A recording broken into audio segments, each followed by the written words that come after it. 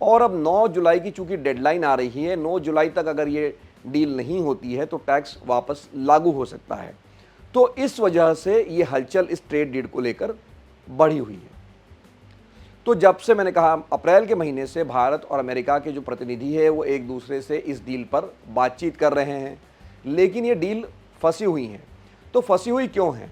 फंसी हुई इसलिए है कि अमेरिका चाहता है कि भारत जो ऑटोमोबाइल, खास करके इलेक्ट्रिक व्हीकल जैसे टेस्ला है, और जो दवाइयाँ हैं और जो कृषि उत्पाद है, उसका जो ड्यूटी है, उस पर जो टैक्स लगाता है भारत, वो कम कर ले। मतलब जब अमेरिकी कंपनी यहाँ पर इलेक्ट्रिक व्हीकल बेचे, दवाइयाँ बेचे, तो उन पर कम टैक्स लगे। और उसी तरह से जब उनका बादाम है, पिस्ता है, अखरोट है, गेहूं है, सोयाबीन है, मक्का है, ये भी वो जब भारत में बेचे तो उस पर टैक्स कम लगे, उसका कोटा बढ़ाया जाए।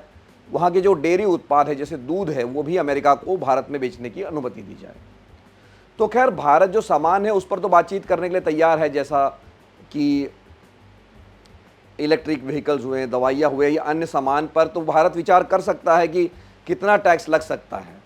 लेकिन भारत इस बात के लिए राज़ी नहीं है कि जो कृषि उत्पाद है उस पर हम कोई छूट दें अमेरिका को,